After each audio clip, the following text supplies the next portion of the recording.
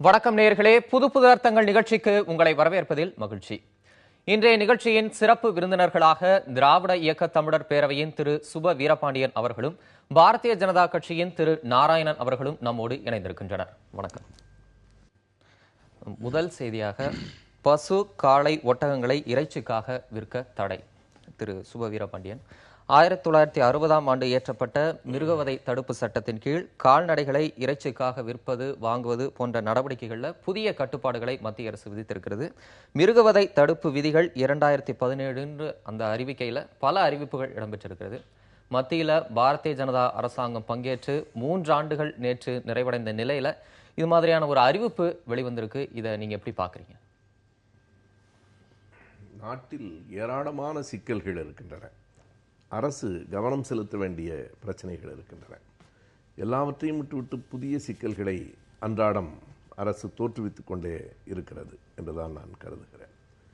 இது 19ஆம் நூற்றாண்டிலிருந்து பேசப்பட்ட ஒரு செய்தி. 19ஆம் நூற்றாண்டின் இறுதியிலேயே கோரக்ஷன் மகா சமிதி, ஆரிய சமாஜம் போன்றவைகள் இப்படி பசுவதையை வலியுறுத்திய நேரத்தில் விவேகானந்தரே அதற்கு மறுப்பு தெரிவித்திருக்கிறார். அதற்கான சான்றுகள் இருக்கின்றன.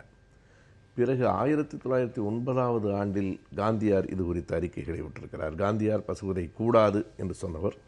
ஆனால் இஸ்லாமியர்களிடம் பேச வேண்டுமே தவிர இதற்காக சட்டம் கொண்டு வரக்கூடாது என்று சொன்னார். எல்லாவற்றையும் தாண்டி முதலாக 1955இல் உத்தரப்பிரதேசத்தில் காங்கிரஸ் அமைச்சரவையிலே தான் சம்பூர்ண ஆனந்த் அவர்கள் முதலமைச்சராக இருந்தபோது உத்தரப்பிரதேசத்திற்கு மட்டும் அது கொண்டு வரப்பட்டது. பிறகு நீங்கள் குறிப்பிடுகிற அந்த சட்டம் 1960ஆவது ஆண்டு வந்தது. ஆனாலும் இந்தியா முழுவதற்கும் அதை நடைமுறைப்படுத்த வேண்டும் என்று 64இல் லக்னோவில் ஒரு பெரிய டால்மியா அவர்களின் தலைமையிலே மாநாடு நடைபெற்றது. ஆர்எஸ்எஸ்ஸினுடைய ஒரு சிந்தனையாளர் என்று சொல்லுகிறேன் கோல்வால்கர் அதில் கலந்து கொண்டு அந்த பசுவதை தடை சட்டத்தை வலியுறுத்தினார். நான் பழைய வரலாற்று செய்திகளை மிக வேகமாக சொல்லுவேன். பிறகு 1966இல் தான் தில்லியில் இதற்கான பெரிய கலவரமே நடைபெற்றது. அந்த கலவரத்தில் மறைந்த நம்முடைய தமிழகத்தின் முன்னாள் முதலமைச்சர் காமராஜர் அவர்கள் இது உணவு பழக்கத்தில் தடையிட வேண்டியதில்லை, இந்தியாவினுடைய பன்மை தன்மையை இது குலைக்கிறது என்று சொன்ன காரணத்துக்காக 1966ஆவது ஆண்டு நவம்பர் மாதம் 7ஆம் தேதி காமராஜர் அவர்கள் தில்லியிலே தங்கியிருந்த வீடு தீ வைத்து கொளுத்தப்பட்டது. அன்றைக்கு அவர் உயிர் பிழைத்து இன்னொரு 10 ஆண்டுகள் வாழ்ந்தார் என்பது வேறு செய்தி. எனவே மாடுகள் வாழட்டும், மனிதர்கள் சாகட்டும் என்கிற நிலையை நோக்கி இது போகிறது.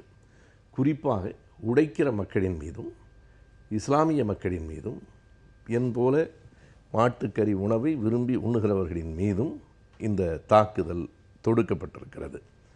கிராம பொருளாதாரம் என்பது அடித்து சாய்க்கப்பட்டிருக்கிறது. உலக வணிகமயமாதல் என்பது உயர்த்தி பிடிக்கப்பட்டிருக்கிறது.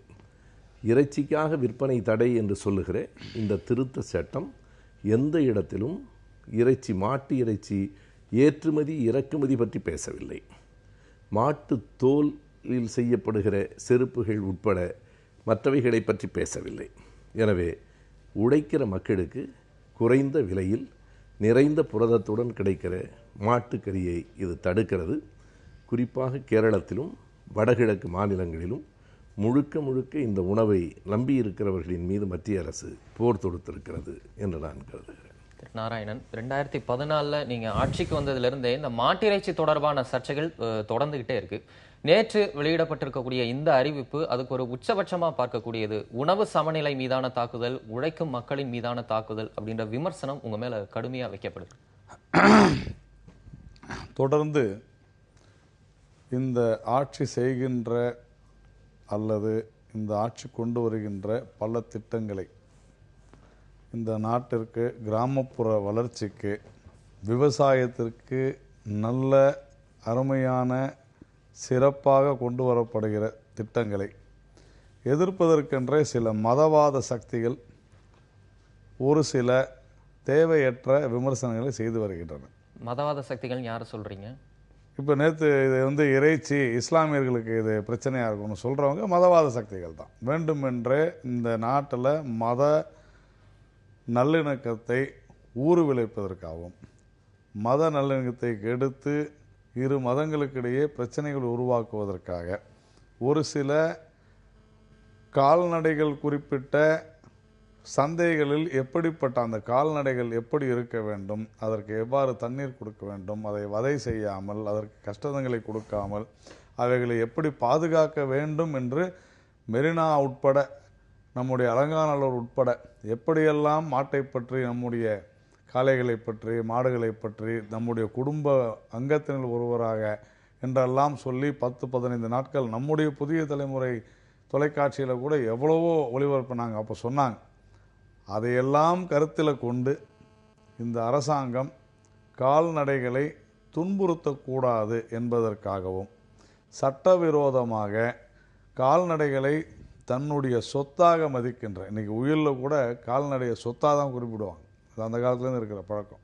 அப்படிப்பட்ட மக்களுடைய சொத்துக்களை நாசமாக்கி அந்த சட்டவிரோதமாக அவற்றை கடத்துவது உட்பட பல்வேறு விஷயங்களை கட்டுப்பாட்டோடு சரியாக செய்ய வேண்டும் என்கின்ற நல்லெண்ணத்தில் கொண்டு வந்திருக்கக்கூடிய ஒரு சில விதிமுறைகளை தேவையற்ற முறையில் இதை இஸ்லாமியர்கள், தலித்துகள் என்றெல்லாம் சொல்லி நாட்டில் வகுப்புவாதத்தையும் நாட்டில் ஜாதிய பிரச்சனைகளையும் தூண்டி விடுவதற்கு எதிர்க்கட்சிகள் செய்கின்ற முயற்சி தான் இது.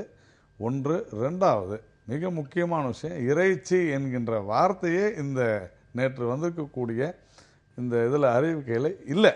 இது முழுக்க முழுக்க திட்டமிடப்பட்ட அல்லது ஒன்றுமே தெரியாது பேசுகின்ற பேச்சு, அல்லது எல்லாமே தெரிந்து வன்மத்தோடு இந்த அரசாங்கத்தின் மீது இந்த நாட்டில் வேண்டுமென்றே மத பிரச்சனையை தூண்டி விடுவதற்காக மதவாத சக்திகள் செய்யக்கூடிய விஷயம் என்று தான் நான் கருதுகிறேன். இல்லை, மத்தியில் ஆளக்கூடிய இந்த 3 ஆண்டு அரசு நிறைவடையக்கூடிய அந்த தருணத்தில் சொல்லக்கூடிய அளவுக்கு எந்த சாதனையும் இல்லை. அதனால சரியா அந்த தருணத்தில் இது மாதிரியான ஒரு அறிவிக்கையை கொண்டு வந்து அதை மடைமாற்றுவதற்குண்டான ஒரு முயற்சி தான் இது அப்படின்னு நம்ம ஏன் பார்க்கக்கூடாதுங்கிற விமர்சனம் இருக்கு. விமர்சனங்களுக்கெல்லாம் பதில் சொல்லணுன்ற அவசியம் இல்லை. இல்லை, விமர்சனத்துக்கு பதில் சொல்றதுக்கு தான் நீங்க வந்திருக்கீங்க. அதை எது வேணாலும் பேசலாம் அப்படின்னா எது வேணாலும் பேசலாம்.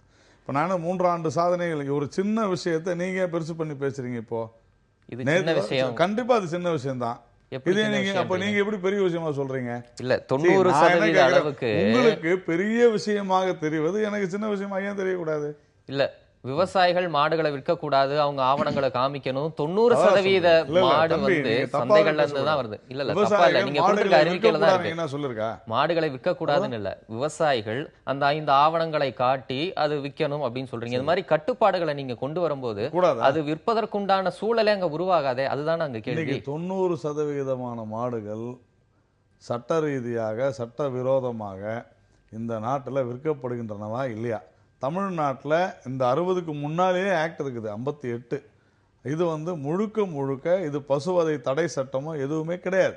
இது prevention of cruelty to animals act, மிருகவதை தடுப்பு சட்டத்தில் இருக்கக்கூடிய ஒரு விஷயம். இதையும் நீங்கள் பசுவதை தடை சட்டத்தையும் இணைத்து பேசுவது என்பது, நான் மறுபடியும் தெளிவாக சொல்கிறேன், மத கலவரத்தை தூண்டுவதற்காக சில சமூக விரோத மதவாத சக்திகள் செய்யக்கூடிய இந்த விவகாரத்தில் எந்த ஒரு மதத்தை சார்ந்தவர்களும் ஜாதியை சார்ந்தவர்களும் உறுதியாக பலியாக மாட்டார்கள். அவர்கள் இதுக்குள்ள வரவே மாட்டாங்க. இந்த அறிவிப்புல ஒண்ணுமே இல்லை, இது சின்ன கட்டுப்பாடுகள் தான், இதை பேச வேண்டிய அவசியமே இல்லை, இது மதவாத சக்திகள் வேணும்னே செய்யறாங்க அப்படின்ற ஒரு குற்றச்சாட்டு பாரதிய ஜனதா தரப்புல இருந்து வைக்கிறது. அதாவது மத நல்லிணக்கத்தை வளர்க்க விரும்புகிற பாரதிய ஜனதாவும் மதவாதத்தை உருவாக்குகிற எதிர்க்கட்சிகளும் எங்களை போன்றவர்களும் என்று நண்பர் நாராயணன் சொல்லுவது பற்றி மக்கள் தீர்மானித்துக் கொள்வார்கள். நான் அதற்கு விளக்கம் சொல்ல விரும்புகிறேன். இது கடந்த ஜனவரி மாதம் தில்லியில் உயர்நீதிமன்றத்தில் வினித் சகாய் என்பவரால் ஒரு புதுநல வழக்கு தொடுக்கப்பட்டது. அதை அந்த நீதிமன்றம் தள்ளுபடி செய்துவிட்டது. அதற்கு பிறகு இப்போது மத்திய அரசு இதனை கொண்டு வந்திருக்கிறது. இறைச்சி என்கிற சொல்லே இல்லை என்று நண்பர் அவர்கள் சொல்லுகிறார். இறைச்சிக்காக விற்பனை செய்யக்கூடாது என்கிற சொல் இருக்கிறதா இல்லையா? பிறகு மத நம்பிக்கையின் அடிப்படையில் பலியிடக்கூடாது. இப்போது பெரும்பாலும் இந்த சட்டம் ஏற்கனவே ஆடு மாடுகளை பலியிடக்கூடாது, ஆடு கோழிகளை பலியிடக்கூடாது என்று ஜெயலலிதா அவர்கள் முதலமைச்சராக இருக்கிற போது ஒரு முறை சட்டம் அதற்கு நாடு முழுவதும் எதிர்ப்பு எழுந்து அது திரும்ப பெறப்பட்டது. இப்போது பக்ரீத் வருகிற போது மாடுகளை பலியிடுகிற பழக்கம் இஸ்லாமியர்களிடத்தில் உண்டு. எனவே கோயில்களில் கிராமப்புறத்து மக்கள் ஆடுகளை கோழிகளை பலியிடுகிறார்கள். இது எல்லாவற்றையும் இந்த சட்டம் நேரடியாக தடுக்கிறது. இரண்டாவது, பசு மாமிசம் உண்பது என்பது சங்ககாலத்து இலக்கியங்களில் இருக்கிறது, வேதங்களில் இருக்கிறது. தேவதச்சனுக்கு இந்திரன் பசுவின் தலையை பரிசாக கொடுத்த செய்தி மகாபாரதத்தில் இருக்கிறது. யாக்ஞவல்லியரினுடைய உபநிடதம், பிருகதாரண்ய உபநிடதத்தில் மாட்டுக்கறி அது எப்படி நெய்யில் வறுத்து உண்ணும்போது உடலுக்கு நல்லது என்று சொல்லப்பட்டிருக்கிறது. எனவே வேத காலத்திலிருந்து சங்க இலக்கிய காலத்திலிருந்து பசுவின் இறைச்சி உண்ணப்படுவது என்பது இங்கே இருக்கிற இயல்பான ஒரு பழக்கம். இப்போது அதற்கு என்ன பெரிய சிக்கல் வந்தது? எதற்காக இந்த அவசர சட்டம்? இது அஹிம்சை என்று சொன்னால் பிறகு ஏன் ஆடுகள், கோழிகள், மீன்களுக்கு அது பொருந்தாது? இந்த இன்னொரு விஷயம் அவர் குறிப்பிடுறது, ஜல்லிக்கட்டு போராட்டம் காளைகளுடைய பெருமைகளை, சிறப்புகளை காளை தங்களுடைய வீட்டின் ஒருவராக பாவித்து தமிழக மக்கள் இருக்கிறாங்க. அப்படி தமிழக மக்களுடைய உணர்வுகளை மதித்து தான் நாங்கள் இந்த காளை, இந்த பசுக்களை வதை செய்வதற்கான அந்த தடை சட்டத்தை கொண்டு வந்திருக்கோம். அப்படி பார்த்தா இது தமிழக மக்களுக்கு நாங்கள் செஞ்சிருக்கிற ஒரு நல்ல விஷயம்னு அவங்க தரப்புல இருந்து சொல்றாங்க. ஜல்லிக்கட்டுக்கும் பசுவதை தடை சட்டத்திற்கும் ஏதாவது ஒரு தொடர்பு உண்டா? நீங்கள் எண்ணி பாருங்கள். ஜல்லிக்கட்டு என்பது அதில் ஏதாவது காளை மாடுகளை வெட்ட வேண்டும் என்று அரசு சொல்லி வெட்டக்கூடாது என்று மக்கள் சொன்னார்கள். அது ஒரு விளையாட்டு, அது பண்பாட்டினுடைய ஒரு பகுதி. உணவு என்பதும் பண்பாட்டின் ஒரு பகுதி தான். யார் எதை உண்ண வேண்டும் என்கிற தனி மனித உணவு உரிமையில் தலையிடுகிற செய்தி இது. இதற்கும் அதற்கும் எந்த தொடர்பும் இல்லை. திரு நாராயணன், இல்லை, இதில் அதான் நான் முதலே சொன்னேன், இதில் எங்கேயுமே இந்த இறைச்சிக்காக விற்பனை செய்யக்கூடாது, இது ஆல்ரெடி இருக்கிறது தான் விஷயம். நான் சொல்கிறத மறுபடியும் இல்லை, ஆல்ரெடி இந்த சட்டத்தில் இருக்கிற விஷயங்க. இதில் புதுசாக எதுவும் சொல்லலை. இதில் ஒரு மாட்டு சந்தை அல்லது மிருக சந்தைன்னு அனிமல் மார்க்கெட் என்று சொன்னால் நம்ம ஊரெல்லாம் மாட்டு சந்தைன்னு சொல்லுவோம். அந்த மாட்டு சந்தையில் ஃபாலோ பண்ணக்கூடிய, பின்பற்றக்கூடிய சில விதிமுறைகள். ஏனென்றால் தொடர்ந்து ஒரே வண்டியில் 10-20 மாடுங்களை அடைச்சி எடுத்துகிட்டு போகிறது, அதே போல் அந்த சந்தையில் இருக்கக்கூடிய வழுக்கக்கூடிய தரைகளில் மாடுகளுக்கு அடிபடுவது. இப்போது ஹலால்னு சொல்கிறோம். ஹலால்னா என்ன அர்த்தம்? என்ன இது மத ரீதியாக பேசுகிறதுனால சொல்கிறேன் நான். ஹலால் என்று சொன்னால் அந்த மிருகங்களை துன்புறுத்தக்கூடாது, அதற்கு தண்ணீர் கொடுக்க வேண்டும், அதன் பிறகுதான் ரத்தம் இல்லாத செய்யணும். இந்த மாதிரி பல விஷயங்கள் இருக்குது. அப்படி தான் இதை எடுத்துக்கணுமே தவிர இதில் ஒரு சட்ட விரோதமாக ஒருவருடைய மாட்டை திருடி கொண்டு போய் சந்தையில் விற்க முடியாது, ஒருவருடைய சொத்தை அபகரித்து அதை கொண்டு போய் விற்க முடியாது. அதற்கு உண்டான பல்வேறு ஆவணங்கள், அதற்கு உண்டான நெறிமுறைகளை மிக தெளிவாக வகுத்திருக்கு. இன்னும் சொல்ல போனா இல்ல, இந்த நெறிமுறைகள்ல மாட்டு சந்தைகள் மட்டும்தான் குறிப்பிடப்பட்டிருக்கு. இந்த பெரு வணிகர்கள், இந்த நிறுவனங்கள், கார்ப்பரேட்டுகள் குறித்து எதுவும் குறிப்பிடப்படல. அப்ப அவங்களுக்கு உண்டான சாதகமான ஒரு நான் சொல்றேன். இல்ல அவசியம் இல்லை. இங்க இறைச்சி தடையே கிடையாது. இந்த நாட்டிலேயே கடந்த 3 வருடங்கள்ல தான் அதிக அளவில் இறைச்சியே நம்ம ஏற்றுமதியே பண்ணிருக்கிறோம். இது சுதந்திர இந்தியாவிலேயே. இல்ல, இறைச்சி தடை கிடையாதுன்றீங்க. நான் என்ன கேக்குறேன், இறைச்சி வாங்குவதற்கு உண்டான சூழல் இங்க மறுக்கப்படுதுங்கிறது தான் இங்க கேள்வி. இல்ல சார், ஆல்ரெடி இது எல்லாமே இருக்கிற நெறிமுறைகளை, இங்க நிறைய பிரச்சனைகள் தொடர்ந்து 2-3 வருஷமா நீங்க சொல்ற மாதிரியே சில விஷயங்கள்ல பல்வேறு இந்த விலங்குகளை எடுத்துக்கொண்டு செல்லும் போது ஏற்படுகிற பிரச்சனைகள், அதன் மூலமாக சமூக ஆர்வலர்களும் மற்றவர்களும் கேட்டுக்கொண்டதன் அடிப்படையில் தான் இந்த மாதிரியான விஷயங்களை செஞ்சுக்கிட்டு வரோம். பல மாநிலங்களில் நாம் பார்க்குறோம்.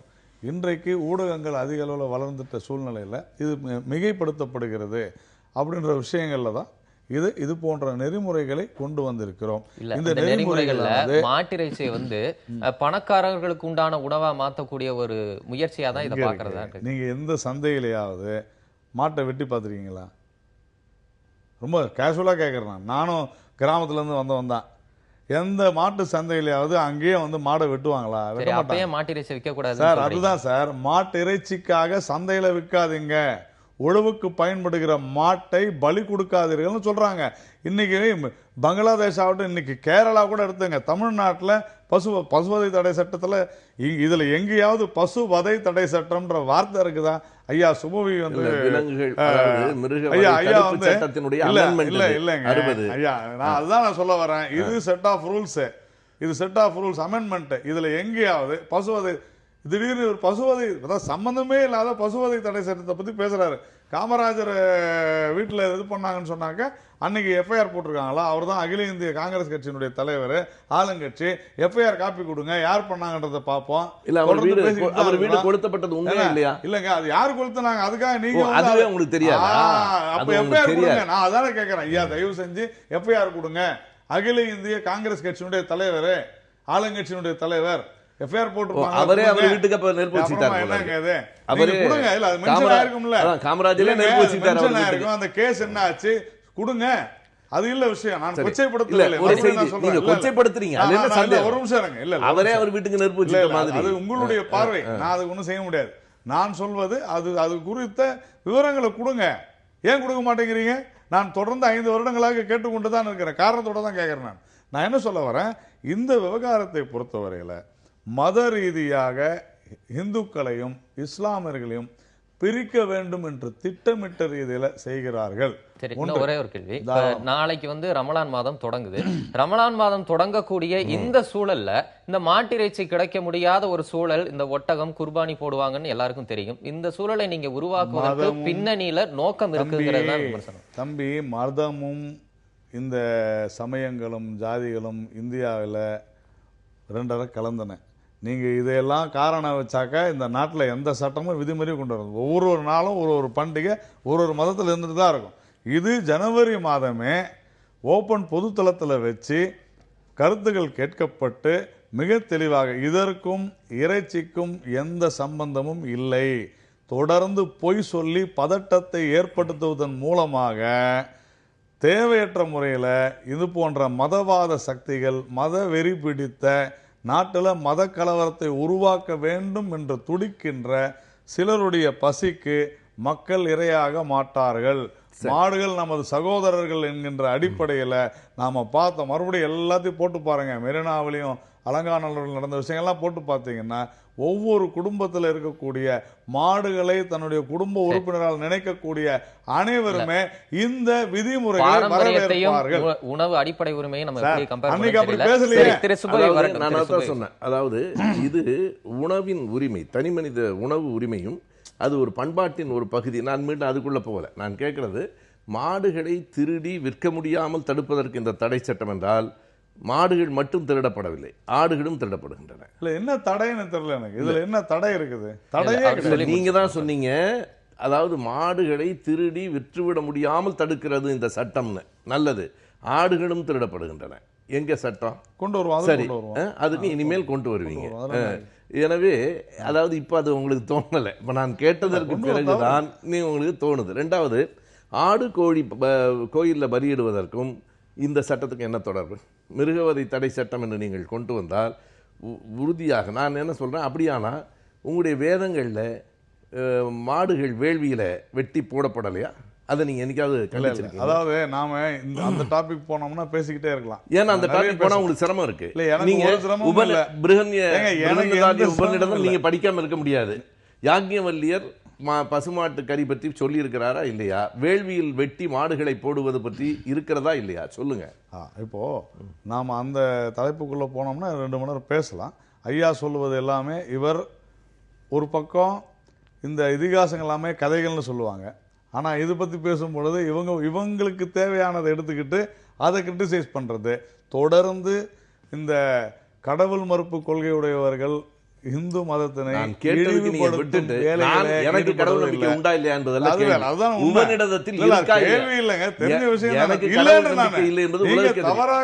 ஆதி காலத்துல இருந்தே பசு இறைச்சி சாப்பிடக்கூடிய வழக்கம் இருக்கு இல்லையா தம்பி?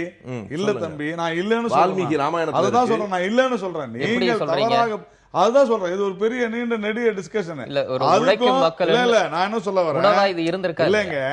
இன்னைக்கு இந்த இறைச்சிக்கும் இந்த விதிமுறைகளுக்கும் என்ன தொடர்பு? நான் அதான் மறுபடியும் சொல்றேன். எங்கிருந்தோ சுபவி ஐயா போன்றவர்கள் இந்த விவகாரத்தையும் மாட்டிறைச்சியும் தொடர்பு படுத்துகிறார்கள். நான் ஒரே விஷயம் தான் கேட்கிறேன். ஐயா ஒரு நிமிஷம், நான் ஒரே விஷயம் தான் கேட்கிறேன். தொடர்ந்து நான் கேட்கிறேன்.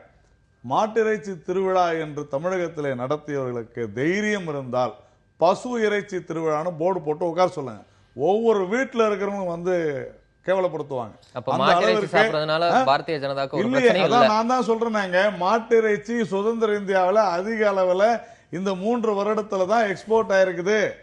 இது எவ்வளவு முறை சொல்றது? எக்ஸ்போர்ட் பண்ணிருக்கவங்க யார்? சொல்வது நண்பர் அதையும் சொன்னா நல்லது. எக்ஸ்போர்ட் நீங்களே சொல்லுங்க. அப்புறமா நாங்க எப்படி மாட்டு இறைச்சிக்கு எதிரா இருப்போம்? நீங்க பிஜேபி காரங்க சொல்றீங்க, பிஜேபி காரங்க அவரே சொல்லிட்டாரு. சரி பரவாயில்லை இருக்கட்டும். அப்ப நீங்க நாங்க எதிரா இருக்கோம் எப்படி சொல்லுவீங்க? அதனால் அப்ப அங்கேயே முரண்பாடு இருக்குதுல்ல. அதனால் தான் இந்த சட்டம் ஏற்றுமதி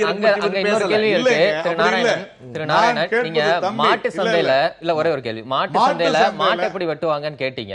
இப்ப பண்ணைகள்ல பெரு வணிகர்கள் மட்டும்தான் இந்த மாட்டை வெட்டக்கூடிய சூழல் இருக்கு. அது குறித்து இந்த அமெண்ட்மெண்ட்ல எதுவுமே சொல்லல. அப்ப பெரு வணிகர்களுக்கு சாதகமா நீங்க நடந்துக்கிறீங்களாங்கிறது கேட்கறது. அதாவது நாளைக்கு நினைச்சா உங்களால பக்கத்துல ஒரு ரோட்ல உங்க வீட்டு பக்கத்துல மாடை வெட்டுறதுக்கு உண்டான அந்த ஸ்லாட்டர் ஹவுஸ் உங்களால செய்ய முடியுமா? நான் கேட்பதுக்கு நேர பதில் சொல்லுங்க. சட்டம் அதற்கு அனுமதிக்கிறதா? கிடையாது, உங்களால முடியாது. ஏனென்றால் சட்டம் இருக்கிறது, எங்க வெட்டணும், எதை வாங்கணும். இன்னைக்கு தமிழ்நாட்டில் கூட பசுவதை தடை சட்டம் இருக்கிறது. இல்லன்னு மறுக்க முடியுமா உங்களால? சட்ட அதனாலதான் தமிழகத்தில் இருக்கக்கூடிய பசுக்களை மாடுகளை எதையெல்லாம் இங்கே வெட்டக்கூடாதோ, எதையெல்லாம் வதை செய்யக்கூடாதோ அவைகளை இங்கிருந்து கடத்தி சென்று கேரளாவில் விற்கிறாங்க. பங்களாதேஷ்ல நம்முடைய சொத்துக்களை இங்க 5000 ரூபாய்க்கு வாங்கி பங்களாதேஷ்ல 15000 ரூபாய்க்கு விற்கிறாங்க. எனக்கும்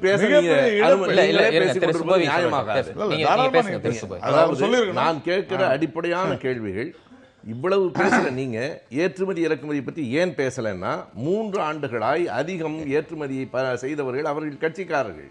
எனவே நீங்க கிராம பொருளாதாரத்தை சாய்ச்சிட்டு வெறும் 5 நகல் எல்லாம் கொண்டாந்து ஒரு விவசாயி கொடுத்துட்டு முடியுமா ஒரு மாட்டு சந்தையில? கிராம பொருளாதாரத்தை சாய்ச்சிட்டு நீங்க உலக நாடுகளுக்கு ஏற்றுமதி செய்வதற்கு உங்கள் கட்சிக்காரர்கள், உங்கள் முதலாளிகள் பயனடைவதற்கு வழிவகுக்கிறீர்கள். ஒன்று. இரண்டாவது, அத்தனை வேதத்திலையும் இல்லை இல்லைன்னு பொத்தாம்பூதுவா சொல்றீங்களே தவிர, யாக்ஞவல்யனுடைய நான் எங்க இருக்குங்கிறத சொல்லிட்டேன். பிரகதாரண்ய உபநிடத்தில் இருக்கு, வால்மீகி ராமாயணத்தில் ஆரண்ய காண்டத்தில் ராமர் மாட்டு கரியை சீதைக்கு ஊட்டிய காட்சி வால்மீகி ராமாயணத்தில் இருக்கு. தேவதச்சனுக்கு பசுவின் தலையை இந்திரன் பரிசு கொடுத்தது மகாபாரதத்தில் இருக்கு. எதையாவது நீங்கள் இல்லை என்று மறுக்க முடியுமா? இல்ல, அதையும் தான் அவர் கேள்வி எழுப்புறாரு. இதை நீங்க எல்லாம் கற்பனைன்னு சொல்லும் போது இதை மட்டும் நீங்க உண்மைன்னு சொல்ல முடியுது? இருக்கிறதா இல்லையான்னு தான் நான் என்ன கேட்கிறேன். நீங்க உங்களுக்கு தேவையானது எடுத்துக்கிட்டு உங்களுக்கு தேவையில்லாத விடுறத பத்தி நான் பேச வேண்டிய ஏற்றுக்கொண்டதற்கு சட்ட விதிகள் இருக்கு, அதுக்கு முரணா அதை ஏன் நம்ம கடைபிடிக்க கூடாது? நம்ம தனிமனித நினைச்சா அமைக்க முடியுமா? வேள்விகளை மாடுகளை வெட்டி போட்டவர்கள் அவர்கள் தான்.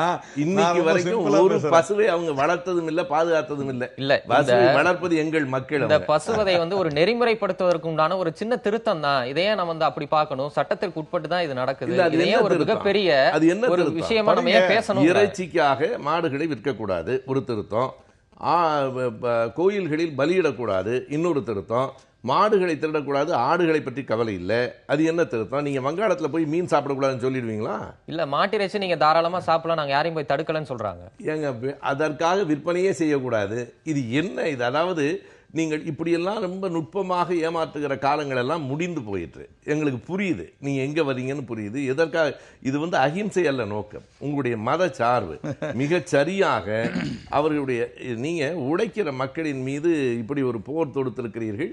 நல்லது, அதற்கான பயனை பாரதிய ஜனதா கட்சியும் மத்திய அரசும் எதிர்கொள்ளும். இது சரியான விஷயம். அரசியலுக்கு வந்துட்டார், அங்க எல்லாத்தையும் முடிச்சு கண்டிப்பாக அரசியல் தான். நான் நாங்கள் பசு வளர்ப்பவர்கள்னு சொல்றாரு. அததான் ஏன் நான் பசு சாப்பிடக்கூடாது, நான் பசு வளர்ப்பவர்னு சொல்ற சுபவி ஐயா அவர்கள் இப்போ ஒரு நிமிஷத்துக்கு முன்னால ஒரு சொன்னவர் 5 நிமிஷத்துக்கு முன்னால ஏன் பசு சாப்பிடக்கூடாது அப்படின்னு கேட்கிறாரு. முரண்பாடுகளின் மொத்தம் நீங்க பசுவை வெட்டி கொலை பண்ணி சாப்பிடுன்னு சொல்றீங்களா? நீங்க சொல்றீங்களா? இல்ல, அது நான் கேட்பது அவ்வளவுதான். ஆடுகளை வெட்டி தான் தனிமனித உரிமை இல்லையா? நீங்க இவ்வளவு நேரம் நீங்க பசு, நான் ஒரே ஒரு முறை தான் கேட்கிறேன், பசுவை வெட்டி கொலை செய்து நான் சாப்பிடுவேன் நீங்க சொல்றீங்களா?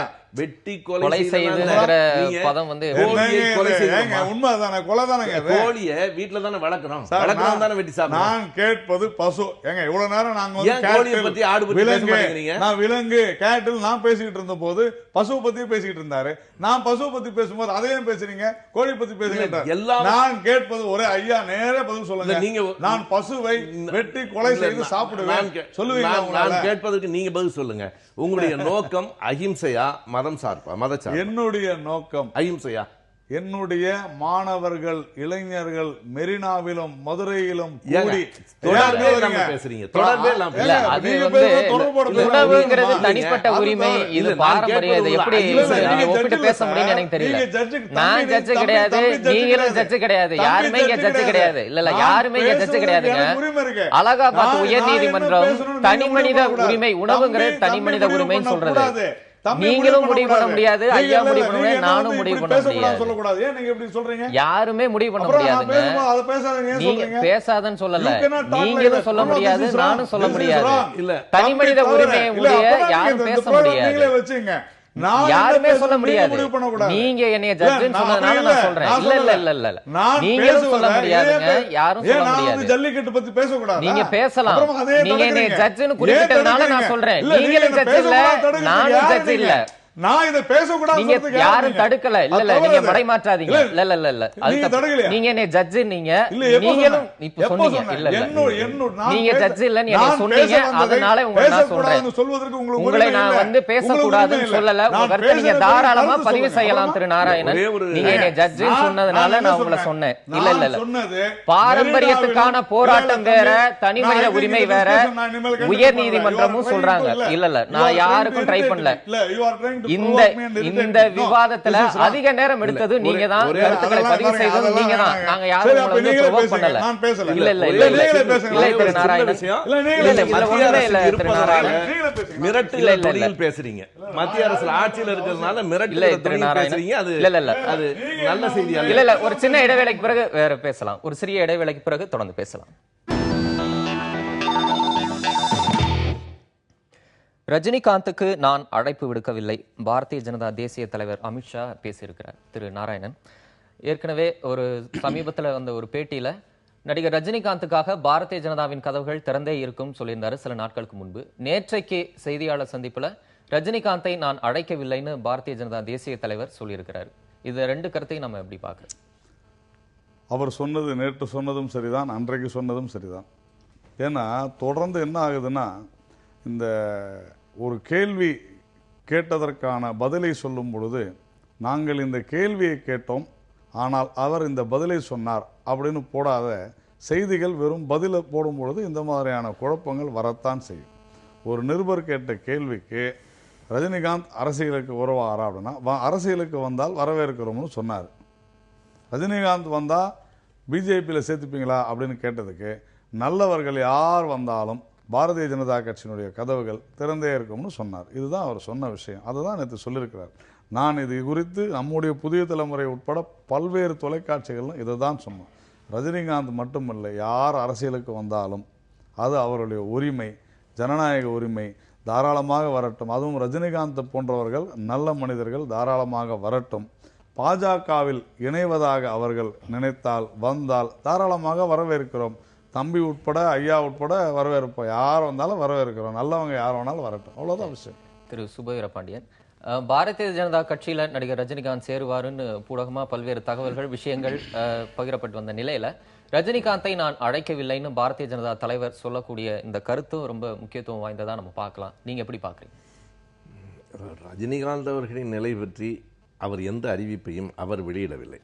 அவர்தான் அதை வெளியிட வேண்டும். அவர் வருவாரா மாட்டாரா என்று யூகம் செய்து கொண்டிருப்பது என்பதிலேயே எனக்கு பெரிய உடன்பாடு இல்லை. வருவதும் வராமல் இருப்பதும் அவருடைய விருப்பம். ஆனால் அவருக்காக எங்களின் கட்சியின் கதவுகள் திறந்தே இருக்கின்றன என்று சொல்லுவது ஒரு மறைமுகமான அழைப்பு தான். அதற்கு என்ன பொருள்? கட்சியின் கதவுகள் திறந்தே இருக்கின்றன. நிருபர்கள் கேட்ட கேள்விக்கு கூட அதை பற்றி அவர் முடிவு செய்து கொள்ளட்டும் என்று சொல்லாமல் கட்சியின் கதவுகள் திறந்தே இருக்கின்றன என்று சொல்லுவது ஒரு மறைமுகமான அழைப்பு. இன்றைக்கு நாங்கள் அழைக்கவில்லை என்று அவர்கள் சொல்லியிருப்பதற்கு என்ன காரணம்? ஒருவேளை ரஜினி வருவதற்கு வாய்ப்பு இல்லை என்று அவர்கள் கருதுகிறார்களா என்று எனக்கு தெரியாது. பிறகு நண்பர் நாராயணன் அவர்கள் சொன்னது மாதிரி அவர் நல்ல மனிதர், இது நல்ல கட்சி. இந்த நல்ல என்கிற பொத்தாம் பொதுவான சொற்களுக்கு 1000 பொருள் இருக்கிறது. நல்லவர் கெட்டவர் என்பதல்ல அரசியலில்.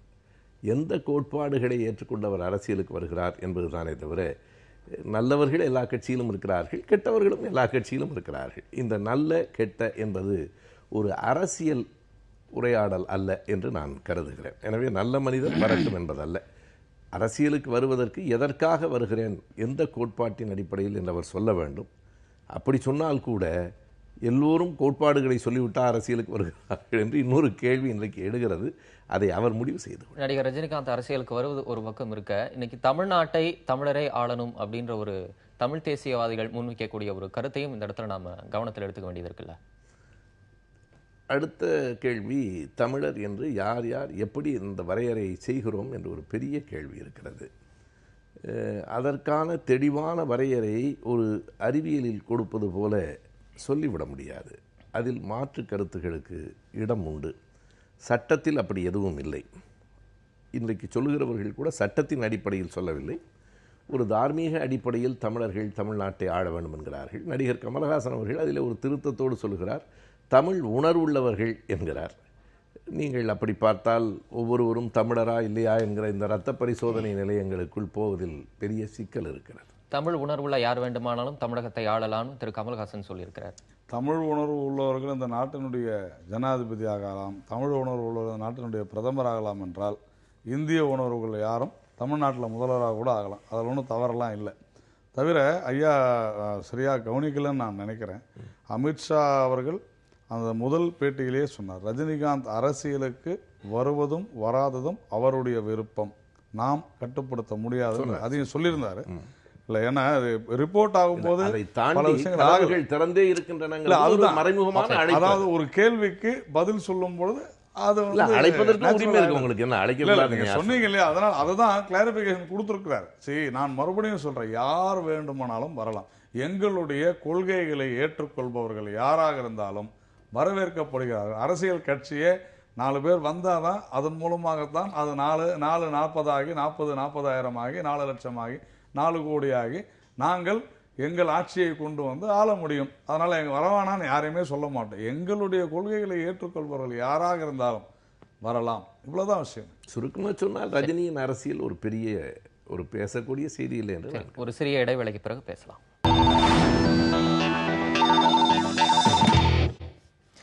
பதினேழு கட்சி தலைவர்களுக்கு சோனியா காந்தி விருந்து. குடியரசுத் தலைவர் வேட்பாளர் குறித்து ஆலோசனை நடத்தியிருக்கிறாங்க திரு சுப வீரபாண்டியன். இந்த 17 கட்சிகளுமே ஒவ்வொரு கட்டத்திலையும் கடந்த காலத்திலையும் இப்பயுமே கடுமையான முரண்பாடுகளை கொண்ட ஒரு கட்சியாகவும் இருக்கு. இப்ப பாரதிய ஜனதாவுக்கு எதிராக ஒரு அணி திரட்டக்கூடிய ஒரு முயற்சியா இதை பார்க்கலாம். காங்கிரசினுடைய இந்த முயற்சி வெற்றி பெறும் நினைக்கிறீங்களா? இது போல பல முயற்சிகள் பல முறை பல அரசுகளுக்கு எதிராக நடந்திருக்கின்றன. இந்த முயற்சி கூட இதுவரையில் வெற்றி பெறாமலேயே இருந்தது. இப்போதுதான் முதலாக ஒரு 17 கட்சிகள், அதுவும் எதிரும் புதிருமான கட்சிகளே சேர்ந்திருக்கின்றன. அதை 2 விதமாக பார்க்கலாம். எதிரும் புதிருமான கட்சிகள் கூட ஒன்று சேர வேண்டிய கட்டாயத்தை மத்திய அரசு இன்றைக்கு ஏற்படுத்தி இருக்கிறது ஆளும் கட்சி என்று ஒன்று பார்க்கலாம்.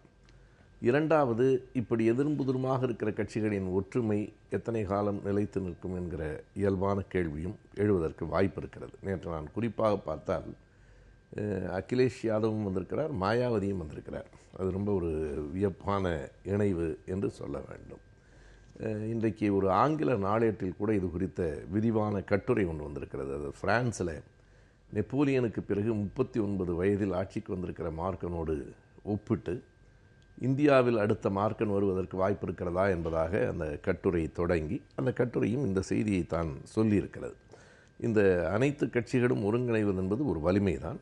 கூடுதலாக அந்தந்த மாநில கட்சிகளை கவனத்தில் எடுத்துக்கொள்ள வேண்டும். ஏனென்றால் நாம் அடுத்த இடத்துக்கு எங்கே போக வேண்டும் என்றால், இந்திய ஒன்றியம் என்பதிலிருந்து இந்திய கூட்டாட்சி, ஒரு federalism in it's true sense என்று சொல்லுவார்கள்.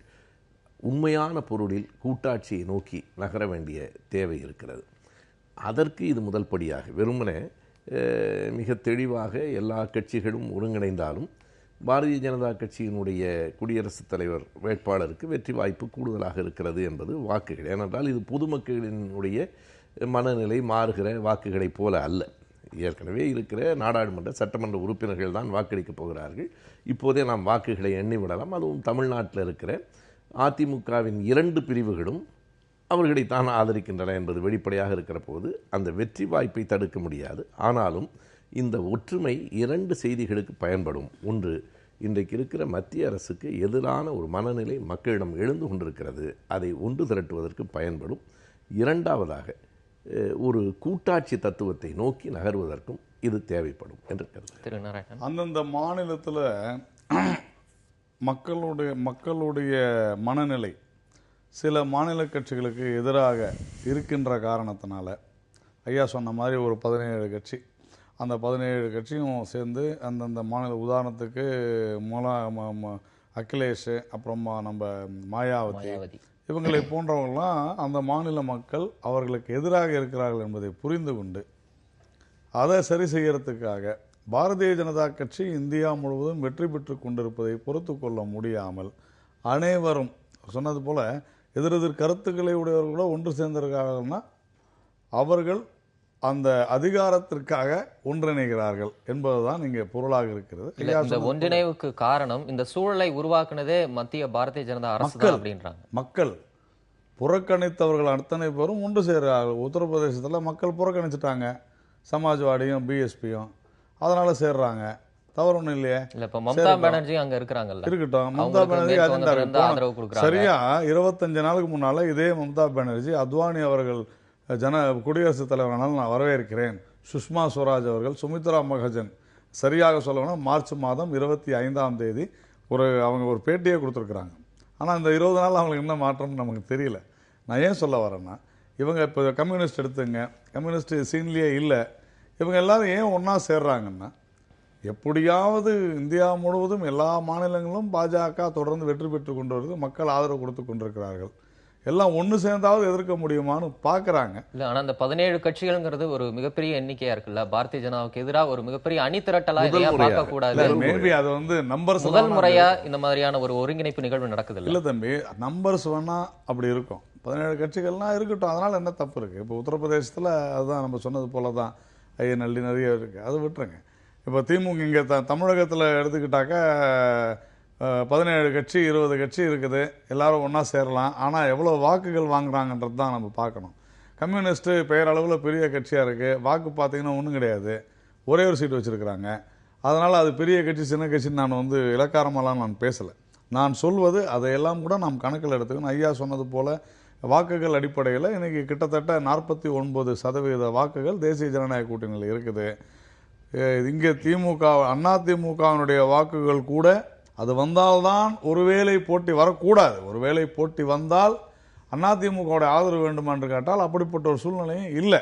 அதனால் இந்த ஒரு முயற்சியானது பாஜகவுக்கு நல்லது. ஏன்னா அத்தனை முகங்களும் ஒன்று சேர்வதனால ஒரே நேரத்தில் இவர்களை நாம் வந்து எக்ஸ்போஸ் பண்ண முடியும். அதனால் இந்த குடியரசுத் தலைவர் தேர்தலை முன்னிட்டு இவர்கள் அனைவரும் ஒன்று சேர்வது பாஜகவுக்கு ஒரு அட்வான்டேஜாக தான் இருக்கும். நான் இல்லை, எப்போதுமே ஒரு ஆளுங்கட்சிக்கு எதிராக மற்ற எதிர்கட்சிகள் சேருவது இயற்கை. இது மக்களால் புறக்கணிக்கப்பட்ட கட்சிகள், இது 17 கட்சிகள் ஒருங்கிணைந்தாலும் மக்கள் எல்லாருமே புறக்கணித்த கட்சிகள், இவற்றால ஒண்ணுமே செய்ய முடியாதுங்கிறது அவங்க தரப்பு இல்லை. ஒரு வெற்றி தோல்விகளை நிரந்தரமாக கருதிவிடக்கூடாது. வெற்றி பெற்றவர்கள் மற்றவர்களை இலக்காரமாக கருதுகிற போது, நான் அப்படி கருதலைன்னு நாராயணன் அவர்கள் சொன்னாலும் பேச்சில், தொனியில், உடல் மொழியிலெல்லாம் இப்போது அதுதான் இயல்பாக வெளிப்படுகிறது. நீங்கள் கூட்டி பார்த்தால் இன்னொரு உண்மை தெரியும். நான் பாரதிய ஜனதா கட்சிக்கு மட்டும் சொல்லலை, காங்கிரஸ் ஆண்ட போதும் பல நேரங்களில் ஆளுங்கட்சி பெற்ற வாக்கு 50%-க்குள்ளாகத்தான் இருக்கிறது. அப்படியானால் என்ன பொருள்னா, நீங்கள் புறக்கணிக்கப்பட்டன்னு சொல்றீங்க பாருங்கள், அந்த கட்சிகளெல்லாம் சேர்த்தா 50க்கு மேலே வந்துடும் இயற்கையாக. ஆகையினால எப்போதும் வாக்குகள் பிரிவதனால்தான் ஒரு பெரும்பான்மையை பெறாத, பெரும்பான்மை என்பது 50க்கு மேலே பெறாத கட்சி கூட ஆளுங்கட்சியாக வருகிறது.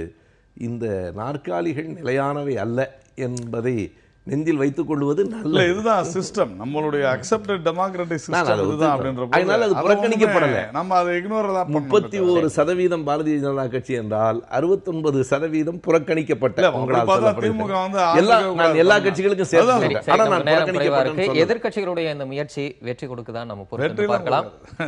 பிஜேபி வெற்றி கொடுக்கும். நிகழ்ச்சியில் வந்து கலந்து கொண்ட உங்கள் இருவருக்கும் நன்றி. மீண்டும் சந்திப்போம் நேயர்களே. நன்றி, வணக்கம்.